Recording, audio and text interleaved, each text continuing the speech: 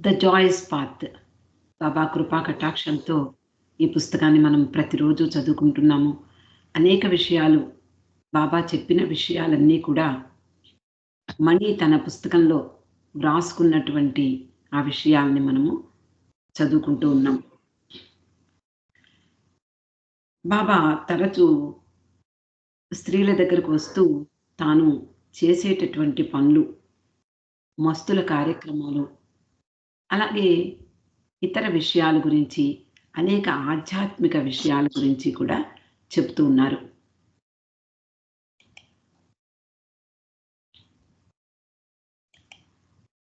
ఈ సందర్భంగా మనము నిన్నటి రోజున మస్తుల గురించి, వాళ్ళకి ఈ బ్లూ బస్ పర్యటన సందర్భంగా అనేక ఆశ్రమాలు స్థాపించడం గురించి, ఈ విషయాలన్నీ కూడా బాబా స్త్రీలతో చెప్పారు. ఈరోజు అనేక మంది మస్తుల గురించి బాబా చెప్పడం జరిగింది. మస్తుల గురించి, వాళ్లను వేటాడి తీసుకొచ్చేటటువంటి తన మండలి వారి గురించి కూడా బాబా ప్రస్తావించారు.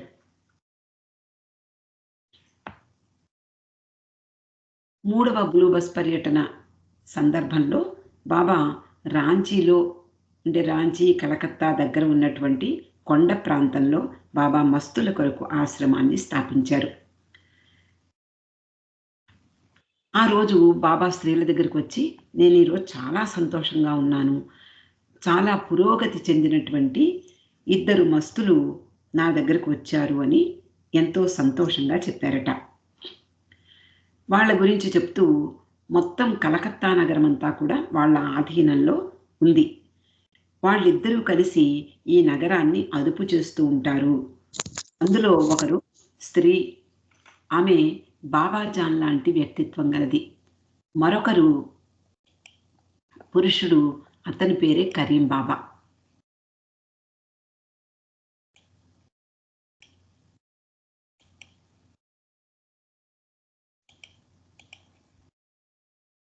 అతడు 10 సంవత్సరాలు ఒకే ప్రదేశంలో కూర్చుని ఉన్నాడు. ప్రజలందరూ, అంటే కొంతమంది అతనికి ఆహారం తీసుకువెళ్ళి ఇస్తారు. అతడు వారిచ్చిందంతా కూడా తినేస్తాడు. అతడు ఎప్పుడు స్నానం చేసి ఎరగడు. అక్కడ అంతేకాకుండా అతడు అక్కడ నుండి ఎప్పుడూ కదలలేదట. ఏది అతన్ని కదల్చలేదు. అంటే వర్షం వచ్చినా, ఎండ వచ్చినా, ఎలాంటి పరిస్థితులు ఎదురైనా కూడా అతడు కూర్చున్న చోటు నుండి కదలలేదు. అంటే 10 సంవత్సరాలుగా వాళ్ళు గమనించింది ఏమిటి అంటే, ఆ ప్రదేశం నుండి ఎప్పుడూ అతడు కదలలేదు అని. అలాంటి కరీం బాబాని తీసుకురమ్మనమని కాకా భార్యాని పంపించాను అని స్త్రీలతో చెప్పారు. తన పురుష మండలి వారి పేర్లు ఉచ్చరించకుండా బాబా ఎప్పుడూ కూడా వాళ్ళకి పెట్టినటువంటి మారు పేర్లతో చెప్తూ ఉండేవారు. కాకా భార్యకి బాబా ఫ్యాటీ అని పేరు పెట్టారు. అతడు ఎలా మేనేజ్ చేశాడో అతనికే తెలియాలి. 10 సంవత్సరాలుగా ఎక్కడికి కదలనటువంటి ఆ మస్తుని అతడు నెమ్మదిగా ఏ విధంగా మేనేజ్ చేశాడో మనకు తెలియదు, కానీ టాంగా ఎక్కించాట. అది చూసి వాళ్ళందరూ కూడా ఆశ్చర్యపోయారు. సుమారు 500 మంది అతనితో పాటు, అంటే టాంగా వెనక ఊరేగింపుగా బాబా దగ్గరికి వచ్చారు. అలాగే అప్పుడప్పుడు స్త్రీ మండలి వారిని ఈ మస్తు ఆశ్రమాలకు తీసుకువెళ్ళి ఈ గొప్ప గొప్ప మస్తుల్ని చూపిస్తూ వచ్చేవారు.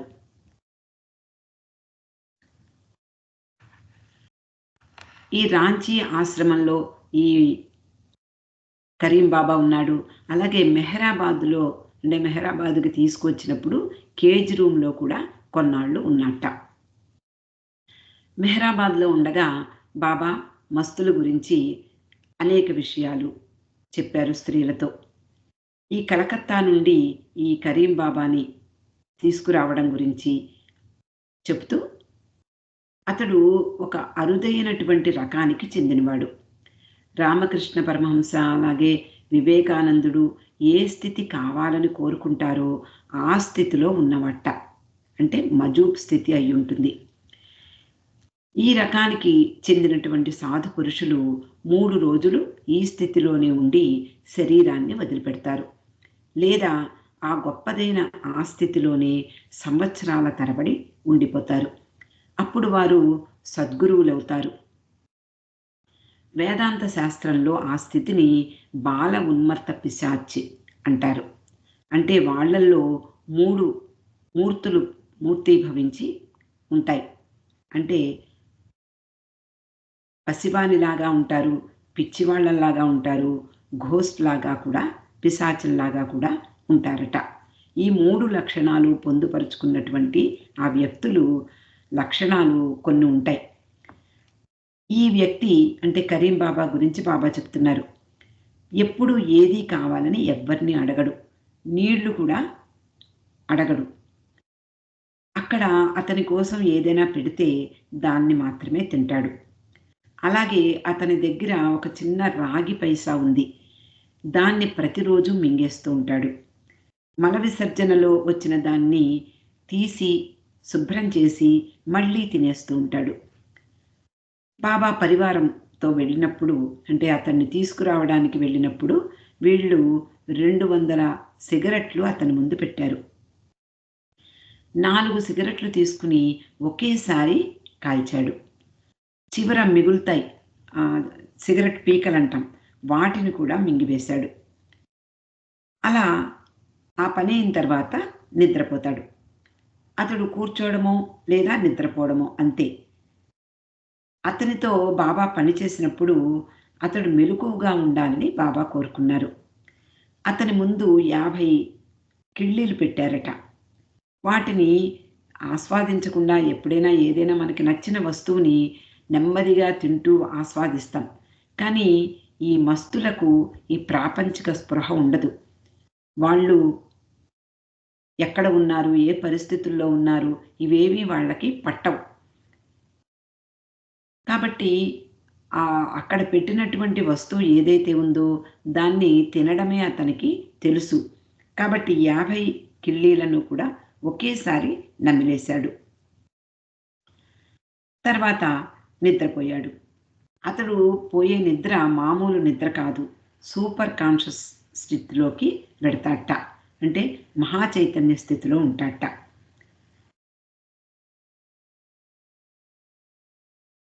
అతనికి శారీరకమైనటువంటి కొంచెం కూడా స్పృహ లేదు అని బాబా చెప్తున్నారు. కలకత్తాలో అతడు క్రైస్తవులు, జూస్ వీళ్ళు ఉండే ప్రదేశంలో నివసిస్తూ ఉంటాడు. వాళ్ళందరూ అంటే ఆ చుట్టుపక్కల వాళ్ళందరూ కూడా పనుల్లోకి వెళ్లే ముందు అతనికి నమస్కరించి వెళ్ళడం వాళ్ళ అలవాటు. కొంతమంది అతనికి ఆహారాన్ని తీసుకొస్తారు. దానిని అతడు తింటాడు. ఎంత తెస్తే అంత తినేస్తాడు. డబ్బులిస్తే వాటిని కూడా తినేస్తూ ఉంటాడు. అతనిని బాబా ఒకసారి రాంచీలో వదిలిపెట్టారు. అప్పుడు 3 రోజుల పాటు అదే పనిగా నిద్రపోతూనే ఉన్నట్ట. ఆహారం ఎవరైనా తెచ్చిస్తే దాన్ని తినడము, వెంటనే పడుకుని నిద్రపోవడము. సిగరెట్లు అక్కడ పెడితే వాటిని పూర్తిగా కాల్చేసి మళ్ళీ నిద్రపోతూ ఉంటాడు. ఇప్పుడు మెహరాబాద్ ఆశ్రమానికి వచ్చాడు. హాస్పిటల్ క్వార్టర్స్లో అంటే మనకి అందరం చూసే ఉన్నాము. బాబా సమాధి వెనక ఉండేటటువంటి ఆ పెద్ద బిల్డింగ్లో ఉన్న కేజ్ రూమ్లో అతన్ని ఉంచారు. అక్కడే బాబా కూడా అనేక సార్లు కఠినమైనటువంటి ఏకాంతవాసంలో ఉన్నారు. ఈ కరీం బాబాని ఈ కేజ్ రూమ్లో పెట్టి తాళం వేసి పెట్టారు బాబా. ఈ విషయం ఎందుకు తాళం వేసి పెట్టానో తెలుసా అని స్త్రీలను అడిగారు. ఎందుకు అంటే ఈ పసిబిడ్డ లాంటి మస్తు కోపానికి గురైతే ఎవ్వరికీ లొంగడు. అప్పుడు అతనిని 100 మంది కూడా అదుపు చేయలేరు. అలాంటి కోపానికి ఏమాత్రం గురవుతున్నాడని తెలిసినా బాబా వెంటనే వెళ్ళి అతన్ని సమాధానపరుస్తారు, అలాగే శాంతపరుస్తారు. ఇలాంటి వాళ్ళల్లో అంటే ఈ కరీం బాబా లాంటి వాళ్ళల్లో ఒక చిన్న బిడ్డ, ఒక పిచ్చివాడు, ఒక పిశాచము ఇలాంటి వారిలో 3 కలిసే ఉంటాయి. అలా వారు ప్రవర్తించడానికి కూడా కారణం ఉంటుంది అని చెప్పారు. కానీ వాళ్ళు ఎలాంటి పని చేసినా వాళ్ళకి ఏ ఎఫెక్టు ఉండదు. ఆ ప్రభావం వాళ్ళ మీద ఉండదు. అందువల్లనే అంటే ప్రాపంచిక స్పృహ లేని కారణంగా వాళ్ళు ఎక్కడ ఉంటారో అంటే కొంతమంది పెంటల మీద ఉంటారు. కొంతమంది నగ్నంగా ఉంటారు. కొంతమంది ఏదో ఒక చిన్న అరుగు తీసుకుని అక్కడ ఉంటూ ఉంటారు. ఇలా వాళ్ళ స్థితిలో వాళ్ళు బా భగవంతుని ఆనందంలో మునిగి ఉన్నటువంటి పరిస్థితి. ఎలాంటి పరిస్థితుల్లో ఉన్నా వానలో తడిసినా, ఎండలో ఎండినా, చలికి వణికినా కూడా వాళ్ళకేమీ పట్టదు. చూసే వాళ్ళకి అదంతా కూడా.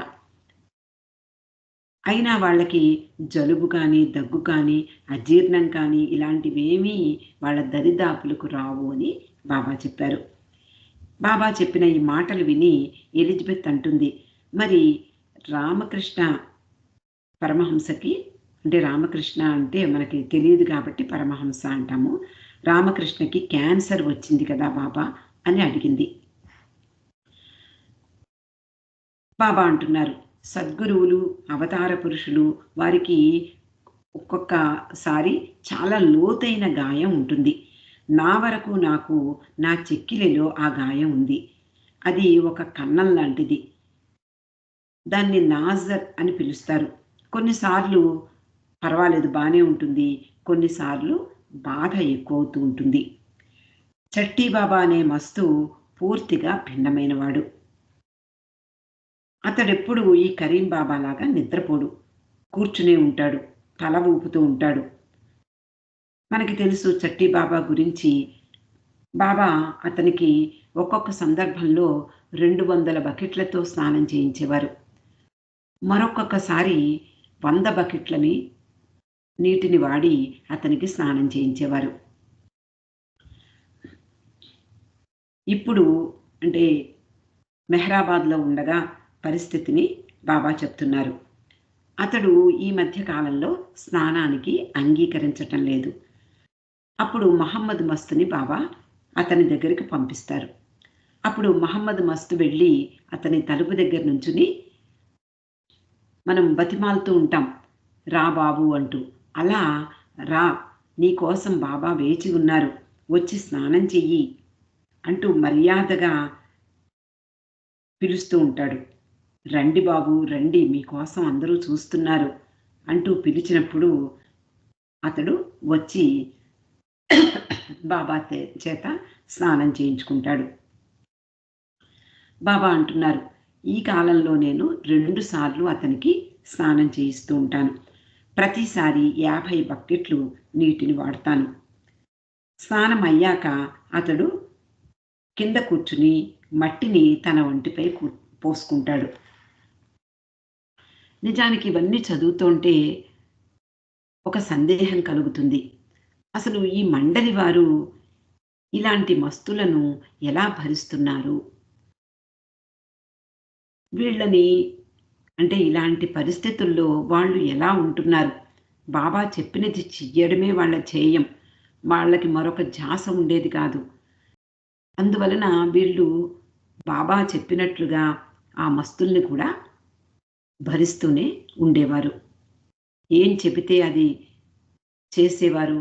వాళ్ళ బాబా వెనకే ఉండి బాబా ఏం చెబితే అది వాళ్ళు బాబా ఆదేశాల్ని నిర్వహిస్తూ ఈ మస్తుల బాధల్ని కూడా భరిస్తూ ఉండేవారు. మండలి వారిలో ఈ మస్తులను పట్టుకునే నైపుణ్యం ముగ్గురికి ఉంది. వాళ్ళు ముగ్గురు కాకా భార్య బైదుల్ ఇరిచ్. బాబా ఇక్కడ కాకా యొక్క నైపుణ్యాన్ని వివరిస్తున్నారు స్త్రీలకు.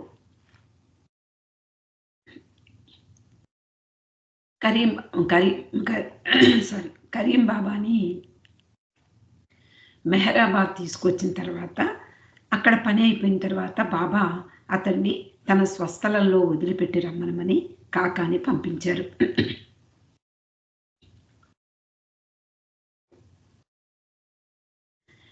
అతడు ఒక్కడే ఆ పని నిర్వహించాడు. ఒంటరిగా కలకత్తా వెళ్ళాడు రైల్లో ఆ మస్తుని తీసుకుని. అలా మస్తులతో ప్రయాణం చేసినప్పుడు ఇద్దరు ఒకళ్ళు ఉంటే పర్వాలేదు కానీ ఒక్కళ్ళే వెళ్ళినప్పుడు చాలా ఇబ్బందులు ఎదురయ్యేవి. అలా కానీ కాకా మాత్రం చాలా జాగ్రత్తగా వ్యవహరిస్తూ తోటి ప్రయాణికులతో ఇబ్బంది పడకుండా, అంటే ఎవరైనా ఈ మస్తుల్ని చూసి ఎందుకు అతన్ని తీసుకెళ్తున్నారు, అతడితో మీకేం పని అని అనడము, లేదా మస్తులతో మాట్లాడడానికి ప్రయత్నించడము చేసేవారు. అలా చేసినప్పుడు మస్తు ఎలా ప్రవర్తిస్తాడో ఎవ్వరికీ తెలీదు. వాళ్ళల్లో ఉండేటటువంటి, అంటే ఎలా ప్రవర్తిస్తాడో తెలీదు. ఏ విధంగానైనా ప్రవర్తించవచ్చు. వాళ్ళని కొట్టవచ్చు, తిట్టవచ్చు. ఇలా ఇలాంటి పరిస్థితుల్లో ఈ ప్రజలు ఎదురు తిరుగుతూ ఉంటారు. కాబట్టి ప్రజల్ని వాళ్ళు, అంటే ముఖ్యంగా కాకా ఈ కరీం బాబాని తీసుకువెళ్ళే సందర్భంలో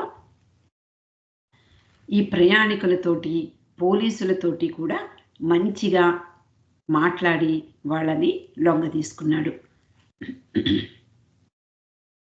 ఒక స్టేషన్‌లో ఈ మస్తు దిగిపోతానని గొడవ చేశాడు. అతన్ని ఎలాగో బతిమాలి, బామాలి మళ్ళీ ప్రయాణం సాగించాడు కాకా. తర్వాత కలకత్తా చేరుకున్నాక రైలు నుండి దిగిపోను అని మొరాయించాడు. మొత్తానికి ఎలాగైతేనే కాకా భార్య అతని స్థలంలో వదిలిపెట్టి తిరిగి వచ్చాడు. మస్తులను తీసుకురావడము, తీసుకువెళ్ళడము అంత సులభం కాదు అని బాబా చెప్తున్నారు. అనేక చిక్కులు ఎదురవుతాయి, కష్టాలు ఎదురవుతాయి. ఆ సాధువు పుంగవుణ్ణి, అంటే అతడి గురించి తెలిసినటువంటి ఆ స్థానికులు అతడు ఎక్కడికి వెళ్ళడానికి ఒప్పుకోరు. ఇలా ఎంతోమంది కాకాని కూడా కొట్టడానికి వచ్చేవారు.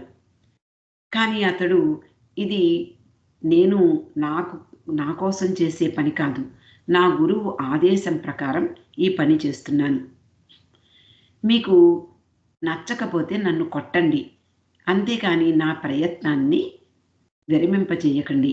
నేను నా ప్రయత్నం కొనసాగించడమే నా గురువుకు సంతోషం కలిగిస్తుంది అంటూ, చూద్దాం ఈ మస్తు నాతో వస్తే సరే, లేకపోతే తర్వాత ఏం చేయాలో నేను చూసుకుంటాను అంటూ ఆ ప్రజల్ని సమాధానపరిచాడు కాకా భార్య. అప్పుడు ఆ మస్తుని అడిగినప్పుడు, సరే పద, నాకు ఇష్టమే, నేను వస్తాను అన్నాడు.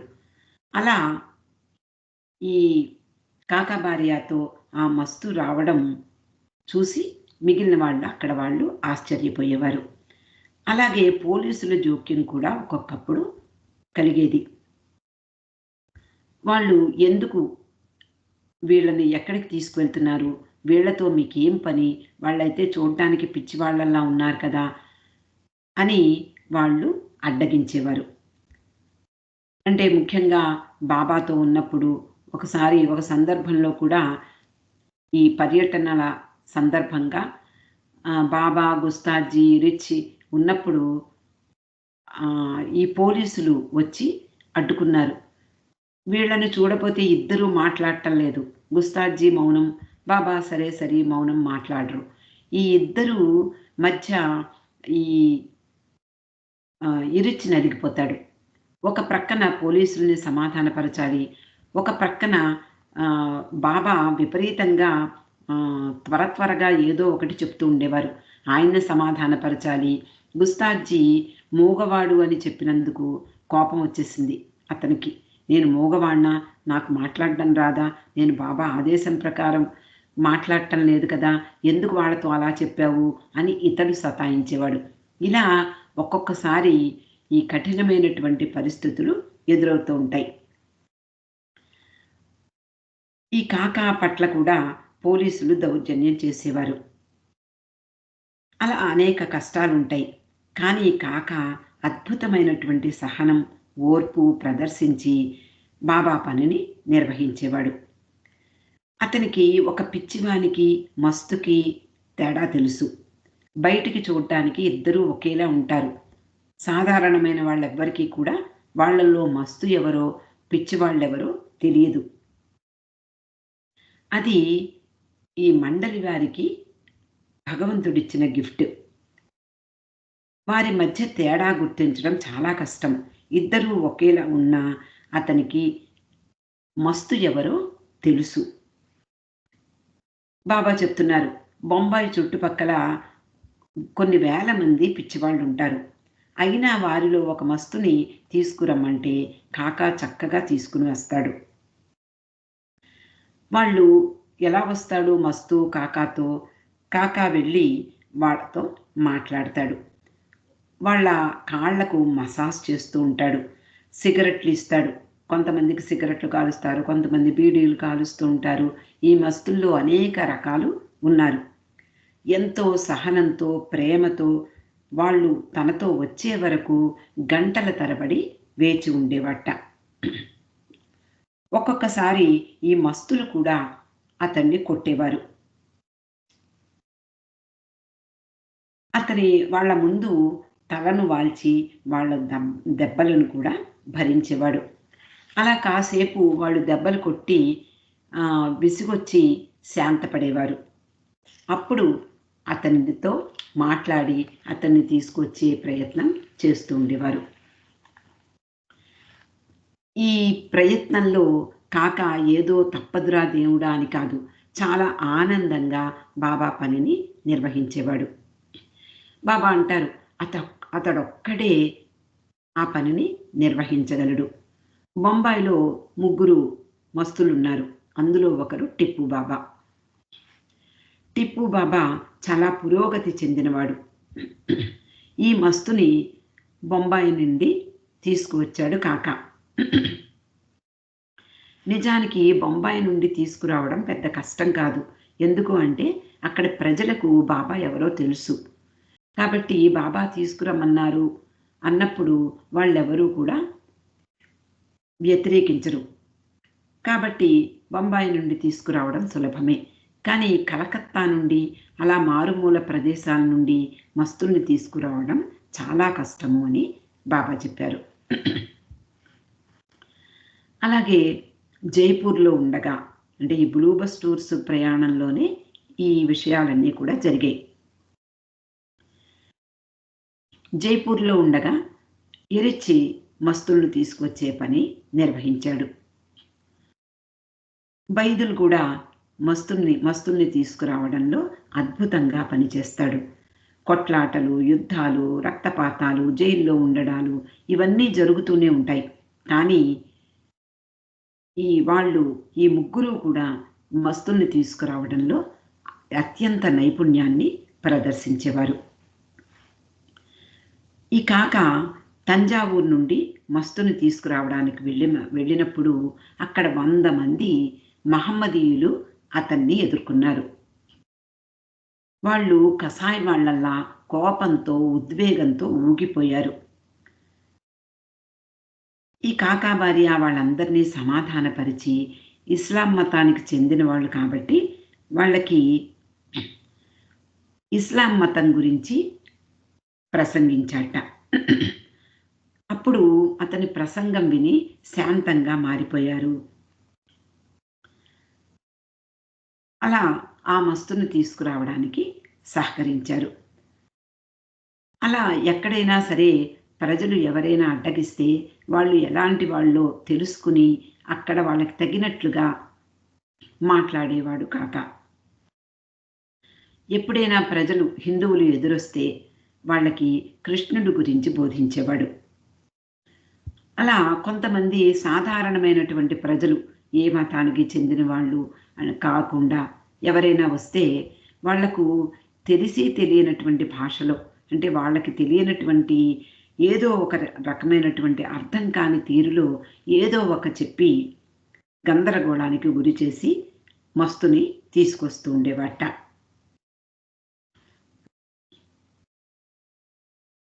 శ్రీలంకలో ఉండగా జరిగినటువంటి విషయాల్ని బాబా స్త్రీలతో చెప్తున్నారు. ఈ శ్రీలంకలో ఉండేటప్పుడు అక్కడ నలుగురు మస్తులు, మంచి మస్తులు ఉన్నారని వీళ్ళకి తెలిసింది. ఈ నలుగురు మస్తుల్లో ఒకడు మహమ్మదీయుడు, ఇద్దరు హిందువులు, మరొకడు క్రైస్తవుడు. ఈ నలుగురిలో చాలా పురోగతి చెందినవాడు జాఫ్నాలో ఉన్నాడని కాకాకి తెలిసి అక్కడికి వెళ్ళాడు. అతన్ని చాలామంది ఆరాధిస్తూ ఉంటారట. అందులో విద్యావంతులున్నారు, జడ్జీలున్నారు, లాయర్లున్నారు. అందరూ ప్రతిరోజు ఆయన దగ్గరికి వెడుతూ ఉంటారు. నిజానికి ఆ మస్తు చూడ్డానికి చాలా అసహ్యంగా ఉండేవాడు. మురికి బట్టలతో ఉండేవాడు. చొంగ కారుతూ ఉండేది. పిచ్చివానిలా ఉంటాడు. కానీ అతడు మహిమలు చేస్తాడు అని ప్రజల నమ్మకం. అందువలన అతన్ని ఆరాధిస్తూ ఉండేవారు. బాబా ఆదేశం మేరకు కాకా భార్య జాఫ్నా వెళ్ళాడు. అక్కడ ప్రజలందరూ కూడా ఈ మస్తు ఎక్కడికి రాడు, జాఫ్నాలో కూడా ఎక్కడికి వెళ్ళడు అని ఈ సమాచారాన్ని అందించాడు. బాబా ప్రయత్నించి చూడు, రాకపోతే వదిలేసి వచ్చేయి అని బాబా ముందరే చెప్పారు. అలా కాకా భార్య ప్రయత్నించడానికి అక్కడికి వెళ్ళాడు. ఇతడు కనుక రావడం ఇష్టం లేకపోతే, అతన్ని తీసుకురాలేకపోతే మిగిలిన ముగ్గురు దగ్గరికి వెడతానని బాబాకు చెప్పాడు. తర్వాత క్రిస్టియన్ మస్తు గురించి కూడా వీళ్ళకి తెలుసు. అతడు అక్కడ ఉండేటటువంటి ఒక చర్చిలో నిద్రపోయేవాడు. ప్రజలు, అక్కడ చుట్టుపక్కల ప్రజలందరూ కూడా అతని పట్ల విశ్వాసం కలిగి ఉన్నారు. డబ్బు తాకడు, ఎవరైనా ఇచ్చిన దాన్నే తినేవాడు. ఈ జాఫ్నాలో ఉన్నటువంటి మస్తు వస్తే మంచిదే, అతనితో అలాగే చట్టీ బాబాతో నేను పని చేస్తాను అని బాబా ముందరే చెప్పారు. కానీ అక్కడ నుండి, జాఫ్నా నుండి టెలిగ్రామ్ వచ్చింది బాబాకు. కాకా ఇచ్చిన ఆ టెలిగ్రామ్లో ఈ మస్తును తీసుకురావడం అసాధ్యము అని చెప్పాడు. ఎందుకు అంటే భాష రాని కారణంగా అతన్ని తీసుకురాలేకపోయాడు. ఏదో రకంగా కాకా భార్య అతనితో మాట్లాడడానికి ప్రయత్నిస్తే ఆ మస్తు నాకు ఇప్పుడు పని ఉంది, తర్వాత వస్తాను అన్నాడు. కానీ ఎలాగైతేనే అతని భాష అర్థం కాకపోవడం వల్ల టిప్పు అంటే ఈ మస్తు ఎవరైతే ఉన్నారో ఆ మస్తుకి ఇతడు అర్థమయ్యేలా చెప్పలేకపోవడంతో అతడు ఆ ప్రయత్నాన్ని విరమించుకుని కాకా వెనక్కి వచ్చేస్తాడు. అతడి గురించి బాబా చెప్పారు. అతడు మజూబు 6వ భూమికు చెందినవాడు. ఈ కాకా భార్య ప్రయత్నించినా అతడు రాలేదు. కాబట్టి చట్టీ బాబాతోటి నేను పని చేస్తాను అని చెప్పారు. శ్రీలంకలో ఉండగా చట్టీ బాబా పరివారంతో ఉన్నాడు. ఇతడు దక్షిణ భారతదేశంలోని నాగపట్నానికి చెందినవాడు. అతని లక్షణాలన్నీ కూడా మణి బాబా చెప్పగా విని తన పుస్తకంలో నోట్ చేసుకుంది. బాబాతో అతడు బెంగుళూరు వచ్చాడు, అలాగే మెహరాబాద్ వచ్చాడు, రాంచీ ఆశ్రమంలో ఉన్నాడు. ఇలా వివిధ ఆశ్రమాలలో ఉన్నాడు. శ్రీలంకలో కూడా అతడున్నాడు. ఈ శ్రీలంకలో ఉన్నప్పుడు, అలాగే తర్వాత క్వెట్టాకు కూడా బాబా తీసుకువెళ్ళారు. వస్తూ అతని స్వస్థలానికి పంపించి వేశారు. బాబా చెప్పినట్లుగా యుద్ధం కొరకు బాబా చేసే పనికి, చట్టీ బాబాతో చేసే పనికి సంబంధం ఉంది అని చెప్పారు. బాబా ఈ చట్టీ బాబా గురించి స్త్రీలతో చెప్పిన విషయాలన్నీ కూడా ఇప్పుడు మనం తెలుసుకుందాం. మెహ్రాబాద్‌లో ఉండగా బాబా స్త్రీల దగ్గరకు వచ్చి ఈ మస్తుల గురించి చెప్తూ ఉన్నారు. ఆ సమయంలో చట్టి బాబా అక్కడే ఉన్నాడు. ప్రతి రాత్రి ఈ మస్తులు వీళ్ళకి ఎంటర్‌టైన్ చేసేవారు అని చెప్తోంది మణి. ఏమిటి అంటే వాళ్ళల్లో ఇద్దరు రాత్రంతా గట్టిగా పాడుతూ ఉంటారట. ముఖ్యంగా చట్టి బాబా గట్టిగా పాడుతూ వీళ్ళకి వినోదం కలిగించేవాడు. ఆ పాటలో అర్థం ఏమిటి అంటే catch him, he is dead, God is dead అనే అర్థం వచ్చే పాట. శ్రీలంకలో ఉండగా చట్టి బాబా గురించి చెప్తోంది. బాబా వచ్చి చెప్పారు. చట్టి బాబా మొదటిసారి కోపం వచ్చింది. తన ఆహారాన్ని కిటికీలో నుండి ప్లేట్‌తో సహా బయటికి విసిరేశాడు. అలా బయటికి విసిరేసి నాకు ఆకలిగా ఉంది, నేను పసివాడిని అంటూ అలా చెబుతూనే ఉన్నట్ట. మళ్ళీ ఆహారాన్ని పంపించారు. ఆహారం మళ్ళీ 3 సార్లు పంపించినా 3 సార్లు కూడా అతడు కిటికీలో నుండి ప్లేట్‌తో సహా విసిరేశాడు. కిటికీలు తెరిచి కూర్చుని ఉన్నాడు. అయినా అతనికి ఎప్పుడూ జలుబు చేయదు. శరీరం పట్ల ఆసక్తి ఉండదు. ఆ శరీరాన్ని పట్టించుకోడు. ఆ సమయంలో చట్టి బాబా ఒక కొత్త మూడ్‌లో ఉన్నాడు. 2 బకెట్ల నీరు కావాలని అడిగాట. ఆ 2 బకెట్ల నీరు తేగానే వాటిని తన గదిలో వంపుకొని అందులో కూర్చున్నాడు. బాబా చెప్తున్నారు, వారు చేసే ప్రతి పనికి ఏదో అర్థం ఉంటుంది. అతడు పెద్ద పసివాడు. అందరినీ స్వామి అని పిలిచేవాడు. బాబాని మాత్రం బాబా అని పిలుస్తూ ఉండేవాట. అలాగే మరో సందర్భంలో చట్టి బాబా గురించి బాబా చెప్తున్నారు. ఆ రోజు చట్టి బాబా ఏమీ తినలేదు. తలుపులు మూసుకుని గదిలో కూర్చుండిపోయాడు. గది తలుపులు తెరవలేదు.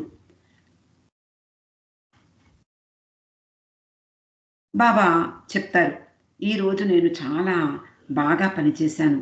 చాలా సంతృప్తికరంగా నా పని సాగింది. ఆ సమయంలో నాకు చాలా వేడిగా కూడా అనిపించింది. 2 సార్లు నా దుస్తులు మార్చుకున్నాను. ఈ చట్టి బాబా ఉన్నాడు కదా! అతడు ఈరోజు చాలా ఆనందంగా ఉన్నాడు. అలా అతడిని నేను ఎన్నడూ చూడలేదు. నవ్వుతూనే ఉన్నాడు. I am child, I am old అంటూ ఎక్కువగా అన్నం కూడా తిన్నాడు. అన్నం, పప్పు, నీళ్ళు అన్నీ కలిపి ఒకేసారి తినేసాట. ఆ తర్వాత మట్టిని తెమ్మని అడిగాడు. ఆ మట్టి తన గదిలో పోసుకుని ఆ నేల మీద కూర్చున్నాడు. మండలి వారికి బాబా ఎప్పుడూ కూడా ఇన్‌స్ట్రక్షన్స్ ఉన్నాయి. అతడు ఏమడిగితే దాన్ని తెచ్చిపెట్టమని. అలా మట్టిలో కూర్చుంటాడు, బురదలో కూర్చునేవాడు. అలా అతనికి అలా కూర్చోవడం ఇష్టం. 24 గంటలు అతడు బురదలోనూ కూర్చునే ఉండేవాడు. కిటికీలు తెరిచి ఉండేవి. ఎంతటి చల్లగాలి వచ్చినా అతనికి ఏమీ కాదు. ఈ ఆత్మలందరికీ దైవీ శక్తి సహాయం చేస్తుంది అని బాబా చెప్తున్నారు. ఆరోగ్యంగా ఉంచుతుంది. ఎందుకు అంటే వారు వారి శరీరాన్ని గురించి ఆలోచించరు, పట్టించుకోరు. వాళ్ళని దేవుడే దగ్గర ఉండి చూసుకుంటాడు. 4వ భూమిక వరకు వాళ్ళు అనారోగ్యం బారిన పడవచ్చు. తర్వాత మాత్రం వాళ్ళకి ఏమాత్రము అనారోగ్యం రాదు. నిజానికి చంటి పిల్లలు గురించి ఎలాగైతే తల్లి శ్రద్ధ వహిస్తుందో వాళ్ళకేమీ పట్టదు. ఎంత ఎత్తునే నుండైనా దూకేయడానికి ప్రయత్నిస్తూ ఉంటారు. వెనకాతల ఉండి వాళ్లకు దెబ్బలు తగలకుండా చూసేది తల్లే. అలా నిజమైనటువంటి ఈ పసివాళ్ళలాంటి మస్తుల గురించి భగవంతుడే జాగ్రత్తలు తీసుకుంటూ ఉంటాడు అంటూ బాబా స్త్రీలతో చెప్తున్నారు. అలా నిజంగా మీరు పసివారిలా మారితే తప్ప ఈ సామ్రాజ్యంలోకి అడుగుపెట్టలేరు. మరో రోజు శ్రీలంకలో ఉండగానే బాబా చెప్పిన విషయాలు ఇక్కడ పొందుపరిచింది మణి. ఆ రోజు రాత్రి చాలా పని కారణంగా బాబా నిద్రపోలేదు. చట్టి బాబా కూడా రాత్రంతా తలుపులు బాదుతూ ఎవరక్కడా ఎవరక్కడా అని అరుస్తూనే ఉన్నట్ట. అతడెప్పుడూ అలా చేయలేదు. అలాగే బాబా ఉన్నటువంటి ఆ ప్రదేశంలో ఆ ఎలుకలు కూడా రాత్రంతా పైకప్పు మీద పరిగెడుతూనే ఉన్నాయి. ఈ పరిస్థితుల్లో బాబా చెప్తున్నారు, అందువలన నేను ఒకటి ఆలోచించాను. నేను కోరుకున్న విధంగా నా పని జరగాలి అంటే నా పనిని వేగవంతం చెయ్యాలి. ముందరే మనం చదువుకున్నాం. శ్రీలంక వచ్చేటప్పుడు శ్రీలంకలో 3 నెలలు ఉందామని బాబా ప్రణాళిక వేసుకున్నారు. కానీ ఈ పరిస్థితుల కారణంగా బాబా తన పనిని వేగవంతం చేసి 3 నెలల పనిని 15 రోజులకు కుదించారు. బాబా అంటున్నారు, 2 రోజులుగా నేను శ్రమించి పని చేస్తున్నాను. అలా 15 రోజులు పని చేస్తే సరిపోతుంది. ఒకరోజు నేను మీతో పాటు ఉండి భోజనం చేస్తాను. మరొక రోజు నేను నా గదిలో ఉండి నేను నా పనిలో నిమగ్నమై ఉంటాను. అలాగే ఉపవాసం చేస్తాను అని కూడా చెప్పారు. అలాగే ఇక్కడి వాతావరణం బాగుంటే మనము ఈ చుట్టుపక్కల ప్రాంతాల్ని చూసి వద్దాము అని కూడా శ్రీలంకలో ఉండగా బాబా చెప్పారు. అలాగే ఈ చట్టి బాబాని గురించి చెబుతూ ఒక్కొక్కసారి అతడు చాలా ఉద్రేకంగా ప్రవర్తిస్తాడు. తన పిడికిళ్లతో తలుపు చెక్కలను కొట్టాట ముందు రోజు. పగిలిన గాజు ముక్కలను తీసివేసేందుకు మనిషిని పంపిస్తే వద్దు అలాగే ఉండని అని చెప్పి అతన్ని వెనక్కి పంపించేశాడు. ఆ తర్వాత బాబా అతనికి ఒక సందేశం పంపించారు. ఆ తర్వాత బాబా వెళ్ళినప్పుడు అతడు మామూలుగా ఆనందంగా కనిపించాట. ఆ సమయంలో లండన్లో భయంకరమైనటువంటి బాంబుల దాడి జరిగింది. ఇదంతా కూడా 2వ ప్రపంచ యుద్ధ సమయం. ఈ చట్టి బాబా తలుపులు బద్దలు కొట్టడానికి దానికి సంబంధం ఉంది అని బాబా చెప్పారు. జైపూర్లో ఉండగా చట్టి బాబా గురించి చెప్తూ ఉన్నారు. అతడికి వేసినటువంటి మంచి పరుపు ఉంటే ఆ పరుపును పక్కకి తోసేసి అతడు రాతిపై కూర్చున్నాడు. ఒక్కొక్కప్పుడు చాలా సంతోషంగా ఉండేవాడు. పాటలు కూడా పాడుతూ ఉండేవాడు. నవ్వుతూ ఉండేవాడు. అలాగే ఇంగ్లీష్ కూడా మాట్లాడుతూ ఉండేవాడు. అతని దగ్గరికి అంటే జైపూర్లో ఉండగా ఒక నెమలి వచ్చిందట. దాన్ని చూసి చట్టి బాబా అంటున్నాడు, చాలా బాగుంది, బానే వచ్చావు ఇక్కడికి అంటూ గట్టిగా కసురుతూ గో అవే రాస్కెల్ అంటూ దాన్ని తరిమేశాట. అతడు చిన్నతనంలో స్టేషన్ మాస్టర్గా పనిచేశాట. ఈ ఆధ్యాత్మిక మార్గంలో ప్రవేశించి 40 సంవత్సరాలు గడిచాయి. సుమారు అతనికి 70 సంవత్సరాలు వయసు ఉండవచ్చు అని బాబా స్త్రీలతో చెప్పారు. ఈ చట్టి బాబా గురించి మండలి హాల్లో బాబా దర్శనానికి వచ్చి మెహరాజాద్ వచ్చినటువంటి ప్రేమికులకు మణి చెప్తూ ఉండేది. అదేమిటి అంటే బెంగుళూరులో ఉండగా ఈ తమాషా సంఘటన జరిగింది. ఒకరోజు బాబా స్త్రీల దగ్గరకు వచ్చి చట్టి బాబా నాకు స్నానం చేయించాడు అని చెప్పారట. నిజానికి చట్టి బాబాకు ప్రతిరోజు బాబా స్నానం చేయిస్తారు. కానీ ఒకరోజు చట్టి బాబా ఒక బకెట్ నీళ్ళని తీసుకుని బాబా మీద పోశారు. అలా బాబా మీద పోసి అతడు చాలా సంతోషాన్ని వ్యక్తం చేశాడు. చాలా ఆనందంగా ఉన్నాడు. మరొక బకెట్ నీళ్లు పొయ్యనా అని అతడు అడిగాడు. అతడు ఆనందంగా ఉన్న కారణంగా బాబా సరే అని ఒప్పుకున్నారు. మణి చెప్తోంది, బాబా ఎప్పుడూ ఒక మస్తుతో ఉన్నప్పుడు చాలా ఆనందంగా ఉండేవారు. మనమంతా ఎప్పుడూ ఆయనకి ఏది ఆయన దగ్గర నుండి పుచ్చుకుందామా? ఆయన మనకి ఏదిస్తారు? ఏదైనా మనకి ఆధ్యాత్మికంగా ముందు తోపునిస్తారా? ఇలాంటివి ఆలోచిస్తూ ఉంటాం. కానీ మన మనసులో ఎప్పుడూ కూడా మనము ఆయనకి ఏమివ్వాలి? ఎప్పుడూ కూడా ఆయనకు ఏదిస్తే సంతోషంగా ఉంటుంది అనే ఆలోచనలతో ఉండాలి. నిరంతరము ఇవ్వడం అనేదే ప్రేమికుని పని. ప్రేమ ఇస్తూ పోతూ ఉంటుంది అని బాబా చెప్పడం మనకు గుర్తుండే ఉంటుంది. రిసీవింగ్ కాదు, ఏది ప్రేమ వల్ల మనకి దొరుకుతుంది అనేది కాదు. ఇస్తూ పోతాడు ప్రేమికుడు. ప్రేమ అందరికీ ఇస్తూ పోతూ ఉంటుంది. కోరికను కోరదు. కానీ దీనికోసం మనం ప్రయత్నించాలి. దానికోసం శ్రమించాలి. ఒక్క జీవిత కాలం కాదు, అనేక జీవిత కాలాలు సరిపోవు. కానీ ఇవ్వడానికి ప్రయత్నించేటప్పుడు బాబా మనకి సాయం చేస్తారు అని మణి అద్భుతంగా చెప్పింది.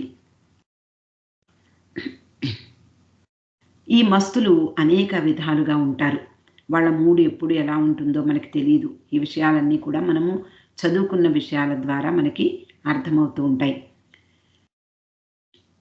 క్వెట్టాలో ఉన్నప్పుడు గుర్తుంచుకున్నటువంటి సంఘటన ఇది. అది చాలా చలికాలం. పంపుల్లో నుండి నీళ్లు తిప్పితే అవి ఆల్మోస్ట్ గడ్డ కడుతూ వస్తూ ఉంటాయట.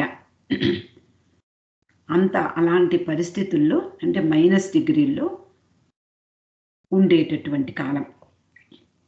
వాళ్ళంతా అంటే స్త్రీలందరూ కూడా ముఖాలు కడుక్కునేందుకు ఉపయోగించే బకెట్లలో నీటిని చూస్తే పైన ఐస్ లేయర్ కట్టి ఉండేది. ఒకరోజు ఉదయమే బాబా వచ్చి రండి రండి నాతో మీకు ఒక అద్భుతమైన దృశ్యాన్ని చూపిస్తాను అని తీసుకువెళ్ళారు. వాళ్ళందరూ అంటే స్త్రీలు బాబా ఎప్పుడు పిలిస్తే అప్పుడు సిద్ధంగా ఉంటారు కదా! బాబాతో వెళ్ళడానికి వాళ్ళు మరి చలి బాగా కోట్లు కప్పుకుని, కోట్లు వేసుకుని జాగ్రత్తగా చలికి వణుక్కుంటూ బాబా వెనక వెళ్ళారు. బాబా చట్టి బాబాను చూపించారు. అతడు అక్కడ కూర్చుని నవ్వుతూ ఉన్నాడు. బాబా వైపు చూశాడు. అంతేకాక అక్కడ బకెట్‌లో ఉన్నటువంటి నీటిని తనపై పోసుకుంటున్నాడు. ఆ చలికాలంలో గడ్డకట్టినటువంటి నీటిని ముట్టుకోవడమే చాలా బాధాకరం. అలాంటిది ఆ నీటిని తనపై పోసుకుంటున్నాడు. అలా పోసుకున్నప్పుడు ఏం జరుగుతుంది? ఆ పోసుకున్న నీరు గడ్డకట్టి అతని తల మీద మంచు బిందువుల్లాగా ఏర్పడేదట. అతని గడ్డం మీద, జుట్టు మీద ఈ మంచు బిందువులు మెరుస్తూ కనిపించాయి వీళ్ళకి. అతన్ని చూడగానే వీళ్ళే గడ్డకట్టపోతున్నారా అన్న ఫీలింగ్ కలిగింది స్త్రీలందరికీ. బాబా ఈ మస్తులను నిజమైన బిడ్డలుగా స్వీకరించేవారు. ఆ మస్తు బిడ్డలతో ఎప్పుడూ ఆనందంగా ఉండేవారు. వారంతా ఆయనకు నిజమైన పిల్లలు.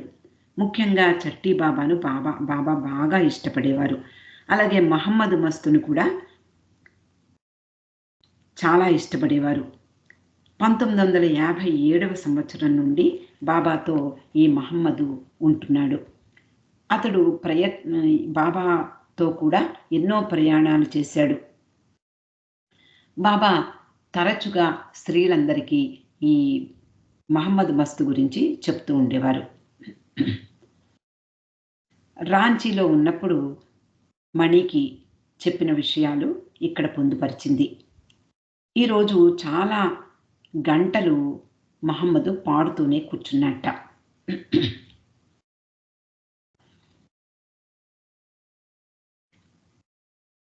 అలా గంటలు కొద్దీ అతడు పాడుతూ ఉన్నాడు. ఏం పాట అది అంటే, నేను నెమలిని, నేనెంత బాగా పాడుతున్నాను అంటూ పాడాట. అందరినీ పిలిచి నేనెలా పాడాను అని కూడా అడిగాడు. అందరూ కూడా అంటే మండలి వారందరూ కూడా చాలా బాగా పాడావు మస్తు అని చెప్పి మహమ్మద్‌ని పొగిడారు. మెహరాబాద్‌లో ఉండగా బాబా స్త్రీలతో అన్న మాటలు. మీరు మహమ్మద్ పాట వినాలి. అది ఒకటే పాట పాడుతూ ఉంటాడట రోజు. ఆ రోజుల్లో. అతడు ఏం పాట పాడతాడు? నా భార్య ఎప్పుడు వస్తుంది అని అని అడుగుతూ ఉంటాడు. వీళ్ళు అంటే బాబా సూచనల మేరకు మండలి వారెప్పుడూ కూడా మరో 10 రోజుల్లో వస్తుంది అని చెప్తూ ఉండేవారు. అలా 10 రోజులు, ఆ తర్వాత ఇంకో 10 రోజులు ఇలా చెప్తూ ఉంటాడు. ఎప్పుడూ మస్తు మాత్రం నా భార్య ఎప్పుడొస్తుంది? నా భార్య నా దగ్గరికి ఎప్పుడొస్తుంది? ఇలా పాటగా పాడుతూ ఉండేవాడు. అలా 2 సంవత్సరాలుగా అతన్ని మేనేజ్ చేస్తున్నారు బాబా మండలి వారు. 24 గంటలు కూడా నిద్రలో కూడా ఈ పాటనే పాడుతూ ఉండేవాడు. నా భార్య ఎప్పుడు వస్తుంది? నా దగ్గరకు ఎప్పుడు తీసుకొస్తారు అంటూ. అయితే మండలి వారు నీ పిల్లల్ని మరి చూసుకోగలవా? నీ భార్య వస్తే నీ పిల్లలు వస్తారు. నీ పిల్లల్ని నువ్వు చూసుకోగలవా? అంటే అతడు ఎంతో నమ్మకంగా నేను చూసుకుంటాను. నేను వాళ్ళకి స్నానం చేయిస్తాను. వాళ్ళకి ఆహారం తినిపిస్తాను. ఇలా చెప్తూ ఉండేవాడు. ఇంకా ఒకరోజు మహమ్మదు ఊహించుకున్నటువంటి అతని భార్య రేపు వస్తుంది అని మండలి వారు అతనితో చెప్పారు. రేపు నీ భార్య నీ దగ్గరికి వస్తుంది అని. అతడు రేపు వస్తుందా? నిజంగానే వచ్చేస్తుందా? అని గట్టిగా అడిగాడు. అడిగితే అవును వస్తోంది. కానీ ఆమె నెల రోజులుగా ఉపవాసం ఉంది. కాబట్టి చాలా నీరసించిపోయింది. అనారోగ్యంగా కూడా ఉంది. నీకు కావాలంటే ఆమెను ఒక స్ట్రెచ్చర్ మీద పడుకోబెట్టి తీసుకువస్తాం అని చెప్పారట మండలివారు. అప్పుడు అతడు భయపడి నో ఆమెను అక్కడే ఉంచండి. ఇక్కడికి తీసుకురావద్దు. బాగా నెయ్యి వేసి భోజనం పెట్టండి. బాగా లావయ్యాక ఆరోగ్యంగా ఉన్నాక అప్పుడు నా దగ్గరికి తీసుకురండి అన్నట్ట. అలా మరికొన్ని రోజులు పోస్ట్‌పోన్ చేశారు మండలి వారు. అంటే బాబా ఈ విషయాలన్నీ కూడా స్త్రీ మండలి వారితో చెప్పి నవ్వుతూ ఉన్నారు. బాబా మాటలు విని స్త్రీలు కూడా నవ్వారు. ఇక్కడికి ఈరోజు ఆపుతామండి. అవతార్ మెహర్ బాబా కీ జై.